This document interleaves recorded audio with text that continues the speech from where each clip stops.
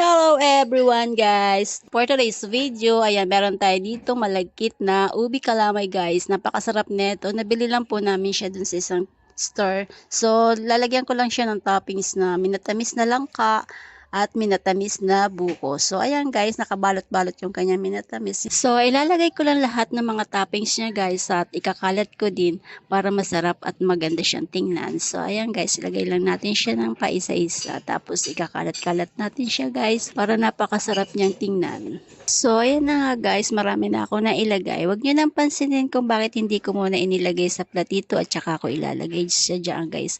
Kasi gutom na ako at gusto ko nang kumain. Baka naman may mag-comment naman dyan bakit daw hindi inilagay sa bago ilagay sa pagtatoppings ng ganyan. So, ganyan na nga guys yung ginawa ko para diretso na siya at mamaya kakainin na lang.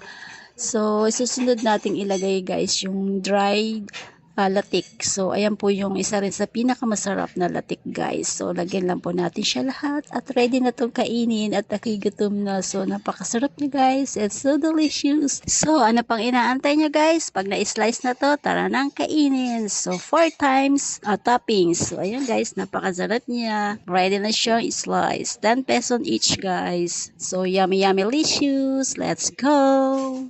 Tara na, kainin na tayo guys. Thank you for watching. Please like, follow, and share. Bye-bye!